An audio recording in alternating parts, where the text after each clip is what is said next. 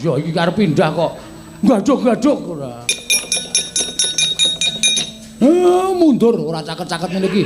Sing apik. Ha iya, mundur Petro. Lho, kok kowe ngarep meneh? Lho. Gareng ngarep Petro nomor 2. Aku kari dhewe kok aku dadi ngarep. Menika kemawon, Prabu Baladewa iki nata mandura Raden Kokrasana. Menrada beda. Inggih. Ayo tandangana lekane ati. Wah, panuswaning jajaran ati iblis lanatna. Iki sapa iki? Aku kok ngedhep kaca iki piye iki? Tepungke wae. Narendra Mandura Prabu Baladewa. Lho, edan. Edan iki ora edan iki tenan Baladewa tenan. Lah iki suarane kok iki ra Bagong iki. Lho kok dadi Baladewa? Lho kesewan sandangan wayang wong.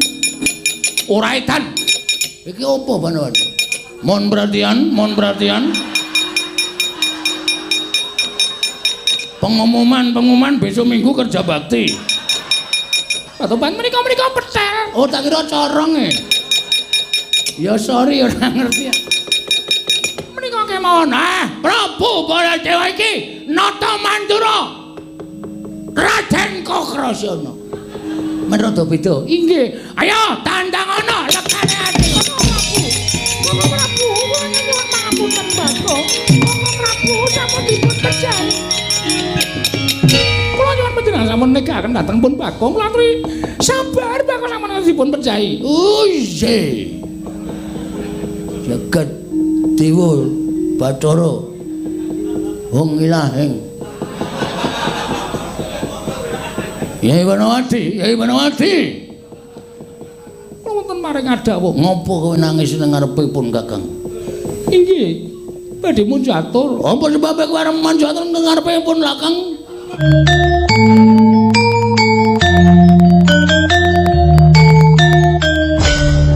Apa sebabe kowe arep munjatur nang ngarepipun Kakang?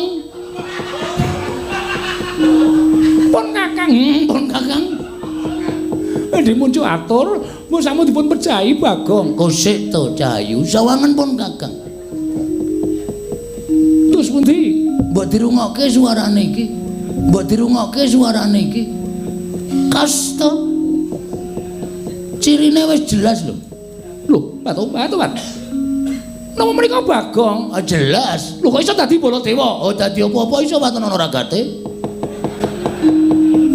Napa menika Bagong? Jelas. Lho kok iso dadi Baladewa? Oh dadi apa-apa iso Watana Ragate. Santai wae. Lah kesanipun kados pundi kok wujud Baladewa? Arep kanggo nandingi karo Prabu Baladewa men isen mungsuh Bagong. Minggira. Ngasuh kono. Inggih. Adus. Inggih. Ya, inggih. Ceramas. Inggih. Men wangi rambutnya. Ambu ampek ya, Mas. Men supaya wangi. Inggih ngesnaken dawuh. Siram nganggo banyu anget. Inggih.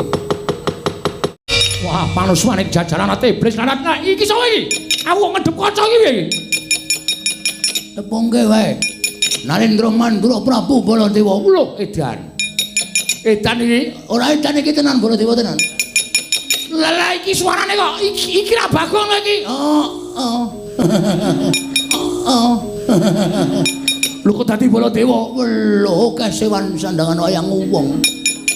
Ora edan. Iki kowe ngembari karo aku. Tak kembari kowe. Mati dening Nenggala. Mohon perhatian.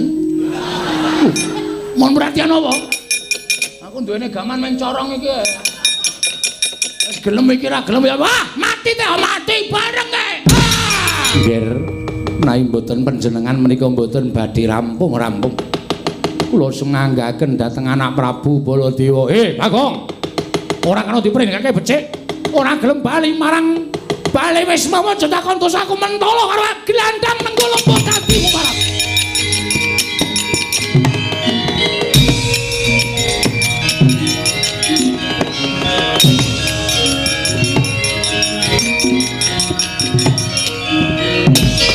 Jagat Dewa Bathara.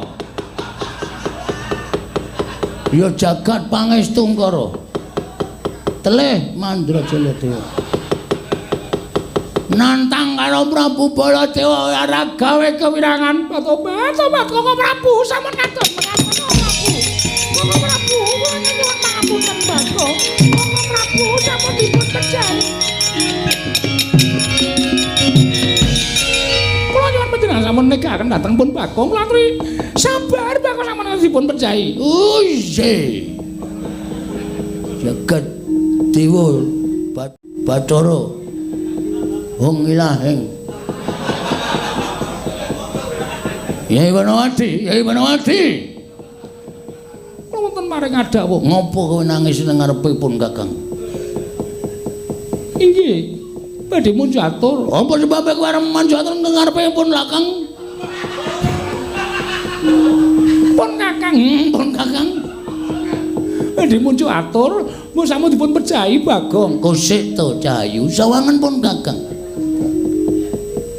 terus pundi mbok dirungokke suarane iki kasta cirine wis jelas lho Batobat nama menika Bagong jelas lho kok iso dadi Baladewa oh dadi apa-apa iso waton ana ragate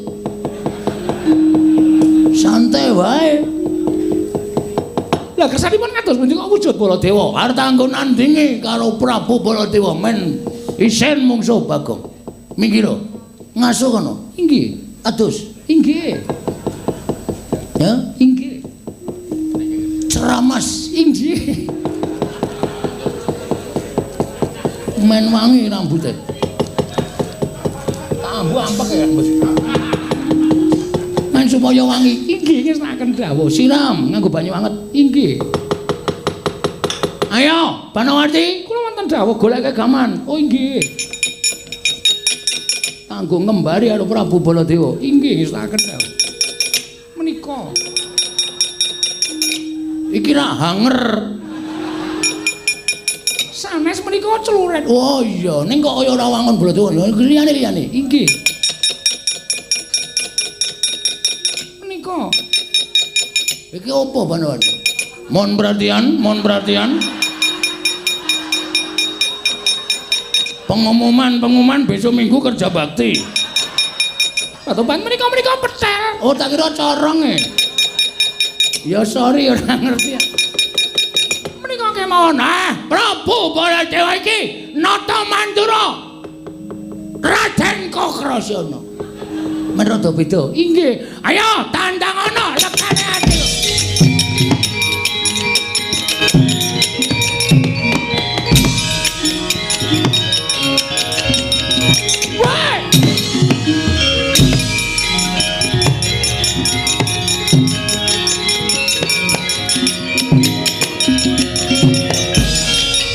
Manuswaning jajaran ate iblis lanat iki sapa iki aku ngedep kaca iki piye iki tepungke wae Narendra Mandura Prabu Baladewa lho edan iki ora edan iki tenan Baladewa tenan lha iki suarane kok iki ra Bagong iki lho kok dadi Baladewa lho kesewan sandangan wayang wong ora edan iki kowe ngembari karo aku tak kembari kowe mati dening Nenggala. Mohon perhatian apa? Aku duwene gaman men corong iki. Wis gelem iki ra gelem ya. Wah, mati teh mati bareng kae.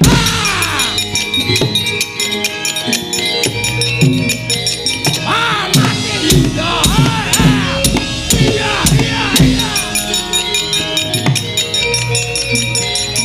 Wah, lada.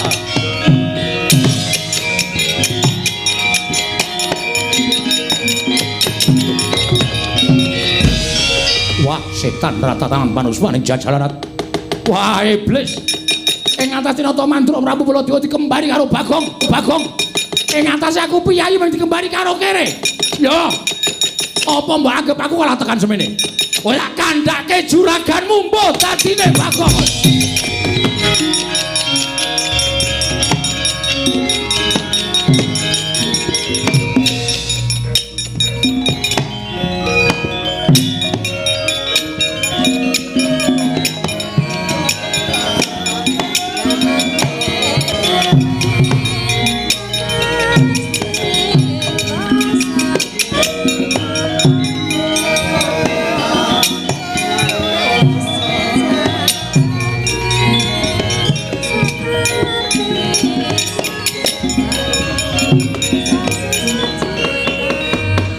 Baladewa Narmati Dwinares Dwinareswara Kresna kalangkung tresnanira marang Jabanon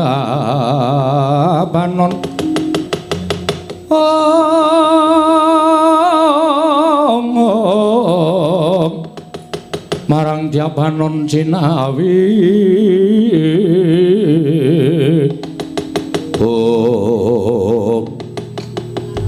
Batobat ngaturaken panuwun dene sampun damel tentrem taman kadileng-leng. Ya, Banawati. Ora dadi ngopo ning kowe ngerti. Mara kaki sawangen keringeting pun Kakang. Ingkang dileweran. Nganti kaya apa kae jenenge? Batobat ora ngerti arane kok senengane gawe ukara lho. Apa? Kepala dineres, kepala-kepala. Klopo dineres. Heeh, klopo dineres. Inggih. Ayo aku dipeteki Banawati. Batobat. Kok njur ngadi-adi to. Kowe ya ora jeneng ngadi-adi, ya ora wujud ngono iki kula wegah. Sampun ngantos wujud kados mekaten menika kula wegah. Wujud ingkang saknyatanipun kemawon. Oh iya, aku ganti. Iya.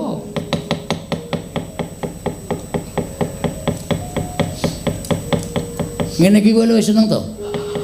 Ngoten menika nek mijet iki ora akeh-akeh. Wong sikile ya cendhek, gegere ya kandel. Rasa nggo tangan nganggo linggis.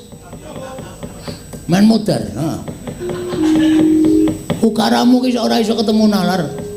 Nek ora apa-apa, kowe tetep tresna karo aku, Banawati. Ayo gek mundur. Iki para wayang-wayang adegan kedua wis padha siap-siap. Mekaten, ayo mundur. Gek diteruske critane. Monggo kula dhiraken. Heeh, Banawati, sayangku, cintaku. Ngoten menika nek mijet iki ora akeh-akeh. Wong sikile ya cendhek, gegere ya kandel. Rasa nggo tangan nganggo linggis. Men mudar, ha. Ukaramu ki ora iso ketemu nalar. Nek ora apa-apa, kowe tetep tresna karo aku, Banawati. Ayo gek mundur. Iki para wayang-wayang adegan kedua wis padha siap-siap. Mekaten, ayo mundur. Gek diteruske critane. Monggo kula dhiraken. Heeh, Banawati, sayangku, cintaku. Sarawu paduka Kanjeng Koko Prabu. Ingkang rayi ngaturaken pambagi panakrami Koko Prabu. Iya. Kula tampi akarya bombong raos sing manahipun ing Raka ing Ndarawati. Namung keparenga kula ngaturaken salam taklimipun ing Raka kunjuk ngersa paduka Yayi Prabu. Kula pundhe Candaka Panglingga Murda. Amawahana kabagyaning gesang kula Koko Prabu. Kresna kakangku. Aku ngaturake basaku katura. Dimas kadangipun Kakang Werkudara tak tampa. Siadi atur bekti kelawan pun Kakang ora liwat pangestunipun Kakang ing Ndarawati Tampanana. Ndak gegem dadekake jimat. Prayoga nunggun mulenggah. Iya, Yayi Werkudara kaya wis ora kepenak prapanipun Kakang ing negara ing Amarta. Koko Prabu. Nadyan kula ngaturaken sembah pangabekti kula kunjuk Koko Prabu. Arjuna ndak tampa. Pangestunipun Kakang Tampanana, kula mendingga jimat paripin dayanana ing kasantosan. Koko Prabu kula ngaturaken sembah pangabekti kula kunjuk. Koko Prabu kula ngaturaken sembah pangabekti kula kunjuk. Ya kembar. Nek kula sedewa ndak tampa pangestunipun Kakang Tampanana. Kula pun dinggo jimat paripih. Niki kula pun dinggo jimat paripih dayanana ing kasantosan. Koko Prabu. Persasat kadidining entosi sineming palwa gabus kumambang ing Sila Kresna. Dupi paduka kepareng tedhak wonten ing Datulaya Praja ing Amarta. Kadidine lumampah ing wanci peteng kepapak obor sastra biar padhang trawangan raos ing manah. Ngemuti sawetawis wekdal kula mireng wewarta ingkang sumebar wonten saindenging jagat negari Ngamarta ngantos dumugi wonten talinganipun ingkang rayipun Puntadewa. Perkawis menapa Yayi? Miturut umbyaking para kawula dinten sakmangke peranganipun Panakawan ing Pandhawa inggih menika Panakawan negari Ngamarta. Wonten salah satunggiling Panakawan ingkang nandhang raga tegesipun nandhang gerah Koko Prabu lho. Salah setunggaling entawasipun Panakawan wonten ingkang nandhang ruga kasinggihan mekaten. Mongko sareng kula taliti jebul aturipun para kawula bilih ingkang nandhang ruga kala wau inggih menika pun Panakawan Bagong. Bab nyata lan botenipun kula dereng nakyinaken. Namung emuti bilih para Pandhawa menika wiwit kuncung ngantos gelung, wiwit jabang ngantos laprang dipun gulawentah dening Panakawan. Mila menawi ngantos sak mangke kasunyatanipun mekaten tuwin para Pandhawa mboten mailu dhateng kawontenanipun para Panakawan duk nyana cerak nyana sami mestani yen to punta sak kadang menika mboten ngertos dhateng lelabetanipun Panakawan ingkang saestunipun punta dewa ingga sak mangke ngantos dumados Nalendra menika inggih krana ageng lelabetanipun Panakawan Kaka Prabu Lersai. Malah saking pamrayoginipun ing Raka Indrawati dinten sak mangke gandeng bukti nyata lan botenipun mun salah setunggaling Panakawan menika kala wau nandhang ruga saenipun menawi paduka Kyai Prabu tumunten tedhak wonten ing Karang Kadempel niti priksa dhateng menapa ingkang lelampah wonten ing Karang Kadempel. Bola bari aku wis matur karo Mbarep yen to tak dherekake tedhak ning Karang Kadempel wigati nyatakake marang kabar mau. Nang yen to sing dawuh dudu Kresna kakangku mesti mung bakal diwenehi wangsulan ora ngepenakke ati. Mula dina iki Mbarep kakangku ora usah dadak sangga runggi. Ngendikane Kresna supaya mengkono padha karo sing tak aturake. Mula ayo tak dherekake budal nang Karang Kadempel nyatakake kahanane Panakawan. Apa pancen kepara nyata salah sawijining Panakawan ana ingkang nandhang ruga. Yen to kateman mengkono Werkudara Janaka Mbarep apa dene kembar. Aja nganti ora mbelani sarta ora menehi bebantu lawan Panakawan Mbarep kakangku.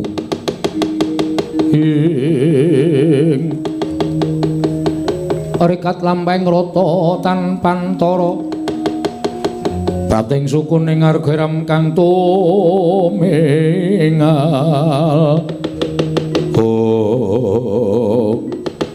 Dereng ngantos paripun sami Mbah Wacana kasaring ngemlajan masang tebian nenggi nata ing Mandura Prabu Baladewa duwi prapting Datulaya karya kaget nata ing Ngamarta miwah nata ing Ndrawati tuwin sangya para Pandhawa.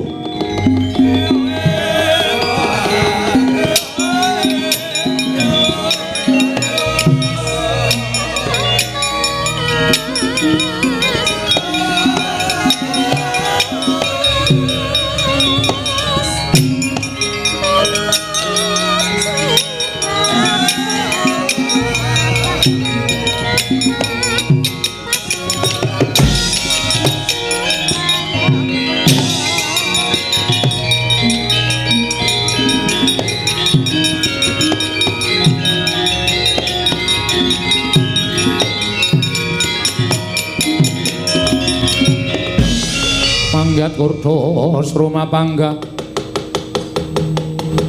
wagut gati nyomawukyat ira wang-wang Kaka Prabu damel kaget raos sing manah rawuh paduka wonten negari Ngamarta. Sumengko kados mekaten menika wonten paridamel menapa? Kaka Prabu wonten menapa? Wah, bule kakangku nek ngopo? Kaka Prabu wonten menapa dene paduka rawuh wonten negari Ngamarta sumengko kados mekaten. Ya Ji. Wonten timbalan ing Ngadawa. Kresna, iya wonten dawuh Werkudara. Bule kakangku piye Janaka wonten dawuh Kaka Prabu. Sawanipun kakang negara Ngamarta iki bakal ngabarake kahanan sing ora ngepenake ati. Liripun kados pundi dene paduka paring dawuh mekaten. Yayi kula nuwun pamunten. Nalika semanten ingkang Raka sowan dhateng negari Ngastina. Tinimbalan dening Kyai Prabu Duryudana. Mboten ngertos dodok saling perkawis tumunten kula dipun ajab arembagan babagan perkawis. Yai Ratu Banowati anggenipun sawetawis radi benten tandang tandukipun lawan Rai Prabu Duryudana. Bab perkawis menika kula mboten tumut-tumut, nanging sareng wonten aturipun mban saking Taman Kadilengleng. Ingkang munjo atur bilih Yai Ratu Banowati nyingetaken satunggiling priya mapan wonten ing taman. Dumunten kula nyatakaken wonten ing Taman Kadilengleng. Kados menapa kejot raos ing manahipun ing Raka ing Mandura. Jebul piyai kakung ing mapan wonten ing Taman Kadilengleng menika tasih panakawanipun Paduka Kyai Prabu Darmaji. Koko Prabu. Paduka paring dawuh jebul ingkang mapan wonten ing taman menika tasih panakawaning para Pandhawa. Nggih, kasinggihan mekaten. Lajeng sinten ingkang wantun damel wiranging para Pandhawa? Panakawan kula sinten ingkang wantun damel kucemasmanipun para Pandhawa Koko Prabu? Lajeng wis Yai. Panakawan negari ngamarta panakawanipun kadang-kadang kula para Pandhawa ing mapan wonten telenging Taman Kadilengleng menika boten sanes kejawi namung Bagong Yai Prabu.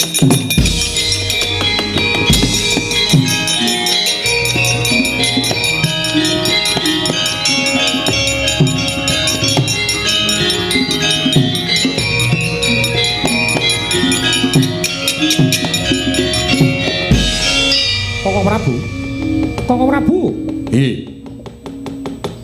Nuwun sewu Koko Prabu menika ngendika kanthi gak dasar kasunyatan aku weruh dhewe. Malah aku ingkang budidaya nyekel karo Bagong pengajap tak aja aku ning Pradata Adil negara ing Ngastina. Merga Bagong wis nerak pacak nerajang perbatang.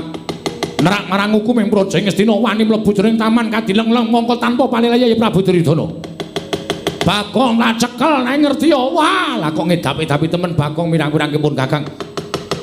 Dikroyok Kurawa bubar mawut. Barang sing maju Begawan Durna ya mundur. Barang pun Kakang sing maju dikembari. Apa tumen ing atase Bagong kok malih wujuding Baladewa nganti kewirangan aku disoraki para kawula sak negara Ngastina. Janaka sampun bidal wis ben pateni karo Janaka dhewe wis ben. Isin aku duwe abdi jenenge Bagong sing wis ngucengake asmaning para Pandhawa. Nanging menawi menika mangke kelaman dipun pejahi kriwikan dadi grojokan geguyon dadi tangisan. Menawi Kakang Semar Murina mboten trima pejahipun Bagong menika mangke sinten ingkang badhe menggak dukanipun Kakang Nayantaka. Perkara aku ora ngerti. Sing baku aku ora nrimake yen to Bagong nyamah asmaning Kyai Prabu Duryudana.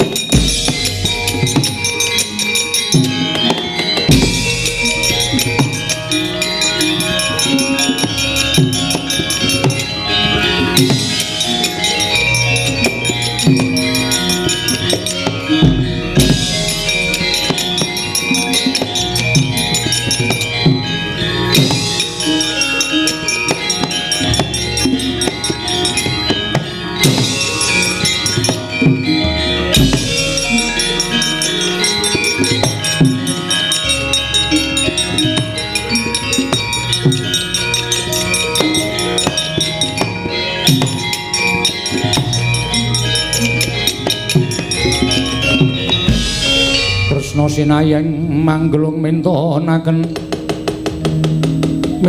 dewi gamanira kanggo mitir aneng asta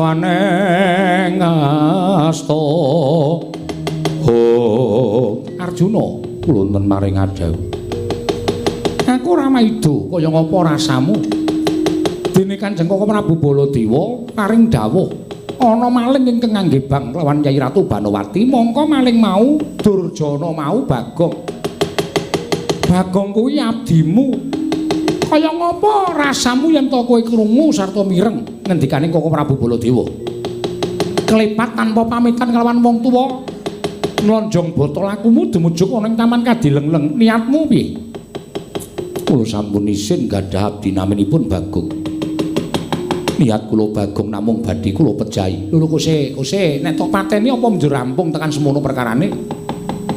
Nyatanipun sampun damel lingsem. Para Pandhawa ing atasipun Pandhawa menika nggadahi abdi. Teka pakartinipun kados mekaten Koko Prabu. Lah iya. Ning kudune kowe apal karo pambeganing Panakawan. Kudune kowe apal karo watekaning Panakawan. Bagong kok nganti kaya ngono kuwi sebabe apa? Karepe kepiye kuwi jane tok petung dhisik. Aja agan tanpa petung mengko mundhak keseluruh dalan sing ora bener lho Janaka. Sampun boten saged ngampah dhateng mubal babaling kanepson kula krana kula mireng pangandikanipun Koko Prabu Baladewa. Mila sak mangkin nadyan kula nuwun sewu kathah kendharipun Paduka Kanjeng Koko Prabu paripaksa sagedhagan menika kula mboten badhe andhahar pangendika Paduka Koko Prabu. Terus karepmu.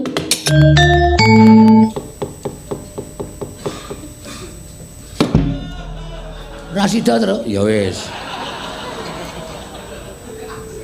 Ayo muni ngene. Nembang meneh. Kancane do jarikan kok kowe training.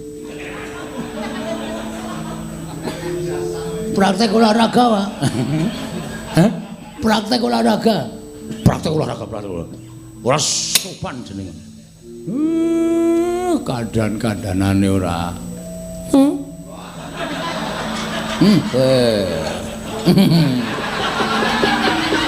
Kok dicekel kuwi lho. Biru biru-biru. Semari nang entuk des ngono kuwi ora kaya kancane. Nek liyane ora ketok nek Semar ki mak blung ngono biru bunter ae lho. Lah ora delokni lho ora. Mata to? Dus. Wah, Gong. Aku ora kebagian. Ha. Kowe sing kebagian soalé kowe ora tau nang mburine Semar. Nah ora ulun nang mburine Semar wis kulino dintuti dadi kowe kudu entuk bagian. Ya. Aduh. Langsung masuk ngono. Ayo langsung masuk ora. Ya. Do lungguh sing apik. Nggih, Pak. Gareng ngarep. Wo, kandhane ngeyel ora. Sing ragil mburi dhewe ora cenanangan. Oh, to ya. Kene lho. Iya iki arep pindah kok. Gaduk-gaduk ora. Mundur ora caket-caket ngene iki. Sing apik. Ha iya, mundur Petro. Lho, kok kowe ngarep meneh? Lho. Gareng ngarep Petro nomor 2. Aku kari dhewe kok aku dadi ngarep. Wong bapak akon mundur, aku ya mundur. Maju. Ha iya. Sini.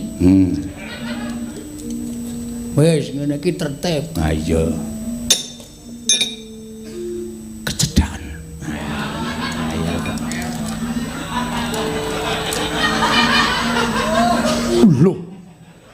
Lho. Nek aku rasa pindah. Iya. Aku sing pindah. Iya.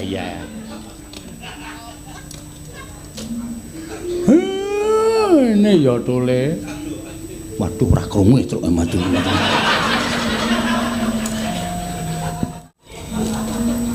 Engko anggere kon mundur nak kamplengi aja. Aku tak omong karo kowe. Mbok omong. Ngomong ora mbayar kok ndadak omong. Menengo ndak rampung-rampung. Meneng.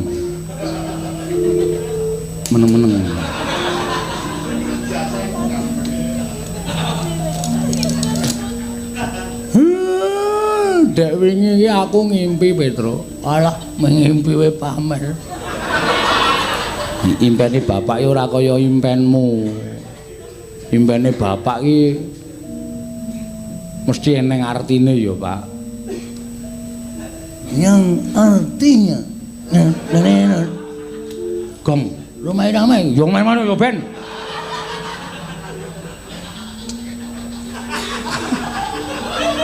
Wah uncal ki lho kowe. Ya wis. Wah. Muni entuk masa kok senenge ra jamak-jamak. Pikirane berkembang ya. Ha iya. Ora kanyono-nyono lah kok aku ki duwe gawe mantu Petruk. Gong, dadak dikon men bapak ki marem ki dhewe kaget. Oh ya, heeh. Ngimpi apa, Pak? Gong, ngimpi apa, Pak? Aku duwe gawe mantu kok sing tak mantokke iki Bagong. Welo. Gong, welo.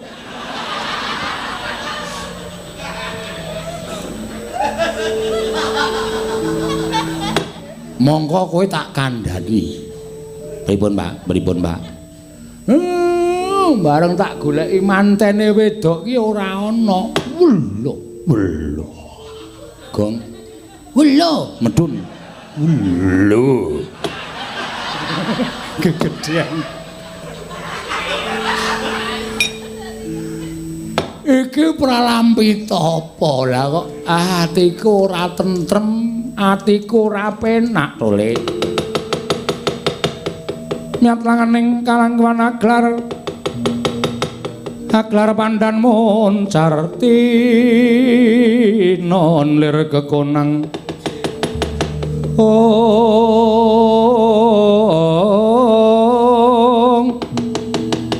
kasoran pacaring purnama ing gekono dasari mangsa katiga dereng ngantos paripun sami mbawacana kasaru praptaning Raden Arjuna karya kagiat Lurah Semar Badrana ya wau.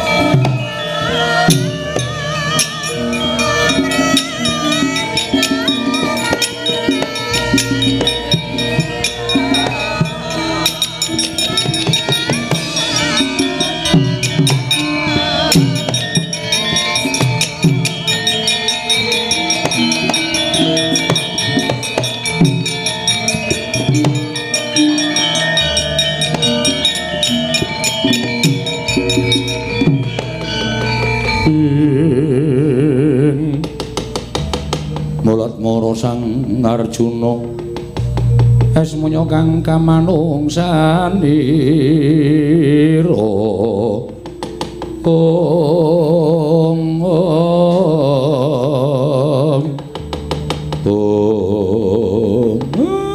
Ndara kula ngaturaken bekti kula kunjuk nggih Den. Ya Semar ndak tampa pangestu tambanana nggih. Kula ngaturaken sembah bakti kula kunjuk Ndara, ya nolo garing tak tampa. Kula ngaturaken bakti kula kunjuk Den, ya Petruk tak tampa. Kula ngaturaken sembah bakti kula kunjuk Ndara, ya Bagong tak tampa. Sumpengka pengawak Badra tindakipun sajakipun kaya namung wigatos Den, enten apa? Napa ajeng nganti ingkang ngabdipun Semar sak anak-anak kula? Nderekaken Ndara napa dos pundi kula aturi paring dawuh Semar. Kula. Aku tak kandha karo kowe ya Semar nggih. Pripun kok semune rada wigati? Ora ngira babar pisan. Lamun dina samengko ana salah sawijining anakmu ingkang gawe wiranging para Pandhawa. Sinten? Napa Gareng, napa Petruk, napa Bagong? Kowe tak kandhani, kowe tak jarwani Kakang Semar. Salah sijining anakmu wani mlebu ning taman Kadilengleng negara Ngastina. Nggih Bang kelawan Kakang Mbok Ayu Banowati. Apa kaya ngono kuwi patraping Panakawan, apa kaya ngono kuwi tumindak sing ora mbebangeri marang asmaning para Pandhawa. Wah, lha niku wis kliwat saka ora becik banget nek carane kaya ngoten niku. Kula ora sudi duwe anak sing wani tumindak kaya ngoten. Sinten Ndara? Anakmu Bagong. Gagong.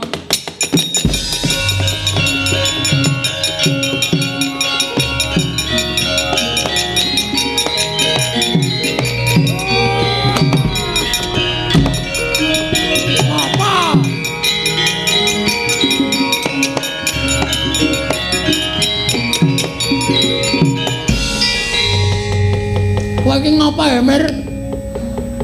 Nata sirahe anake sampeyan ae dhewe. Bagong kowe kok setan kowe. Kok kaya ngono kelakuanmu iblis kowe. Bagong kowe ngisen-isenke Bendara ngisen-isenke kulawarga. Gong. Sembrono ya sembroning ora kaya ngono iki to, kebangetan nek sembranamu kaya ngono kuwi. Se. Kosiye. Ada apa? Aku ora guyu. Engko ndak ming tok jak sembrono. Ada apa? Ana apa? Ndaramu tekan kene ngendikake nek kowe tumindak kurang ajar karo ndaramu Banowati. Mir, he. Sapa sing ngomong ngono? Ndaramu Janaka. Gus. Agus dungkul kowe. Ndara Janaka? Piye?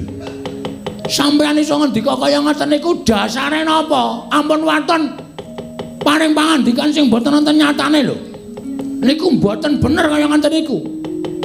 Sing paring pangandikan Koko Prabu Mandura, Koko Prabu Dewi ngadu arep karo kowe. Malah Koko Prabu mbok gawe wirang. Bagong, aku isin duwe ponokawan kaya kowe. Bebangene. Ora sing bantu aku siji lho. Kula niku teng karo Bendara. Terus wajibe aku ing matrapi paukuman karo kowe. Paukumane Ndara Janaka? Kowe tak pateni. Ya trima mlayu ora salah apa.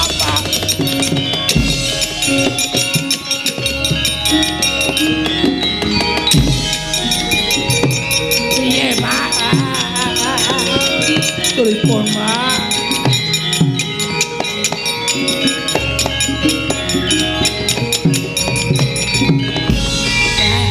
Piye, Pak? Aja meneng wae Ndara Janaka nek wis ngono kae tegele ra jamak-jamak. Engko bakal nek disuduk. Piye, Pak? Aku ya bingung. Ndaramu lah kok ana ning pancen lupute Bagong wis ora iso diapura. Iki piye ya? Piye tra iki lakon iki tra? Aku dhewe ya ora ngerti. Kowe kok meneng wae. Makler ya aku. Setan ora ana kanan kaya ngene kok isa-isane turu lho. Kok turu ora ngrembug karo kahanan kok. Dinteni wae nang negara Ngamarta desa ayo.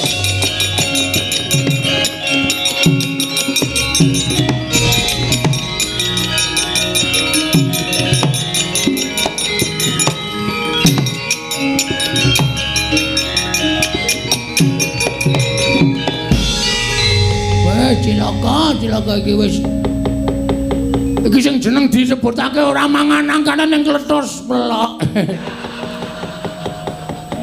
Apa jenenge? Aku sak ngrungokake nganu ae lho wong ngomongke apa jenenge saloka-saloka sing apik ngono lho. Ora mangan angkane gabul pulute. Edan tenan. Wah wis monggo Ndara Janaka wis nesu karo wong wis ora apa jenenge? Aku kok kerep lali ta iki. Pandang bulu. Kowe iki nek ngadani wayang ora guyang-guyu. Marane aku melu guyu ora pandang bulu. Kenapa bulu dipandang? Ora mlayu sifat irung. Ngrekoso urip ulane.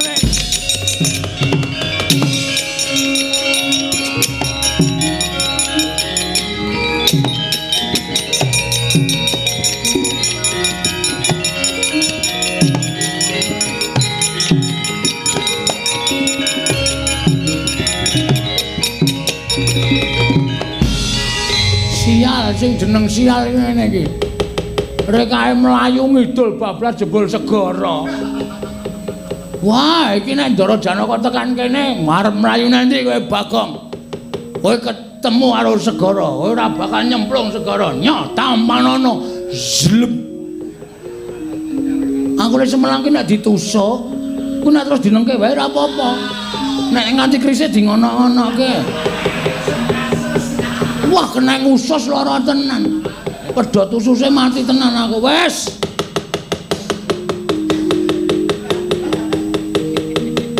Piye ya? Saya cedak.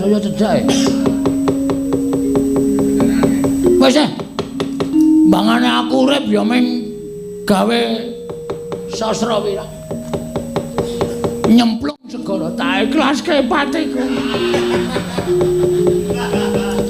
6 titip anak-anak ya 6. Aku pokoke tresno karo kowe. Aku ora iso ninggalke kowe.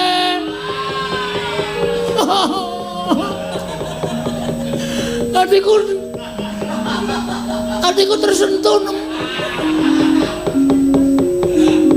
Aku nang kene ora iso pamitan karo kowe, aku arep golek dalan ning pati.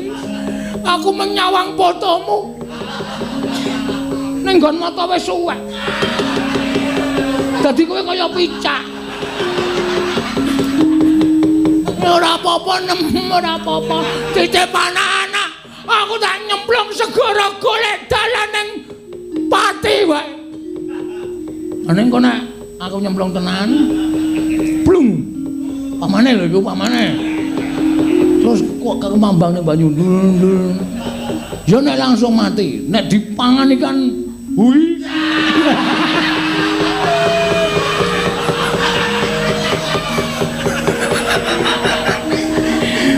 Ikan hiu ndeng kok hui. Ya nek nggon lemangan langsung butuh, nek weteng tok. Ngono. Ora mati lara kena banyu perih. Wah, wis cilaka. Ya nek aku le nyemplung ki kolorku ki kenceng. Nek kena ombak terus copo dhewe. Cokot karo piranha. Letus. Nggono ndas tok. Maksudnya ndasku iki lho. Apa ora lucu? Wong kok tanpa sirah ra ya. Wah, wis janeng ya wis men. Wis bangane ngrekoso nyemplung segara wae aku.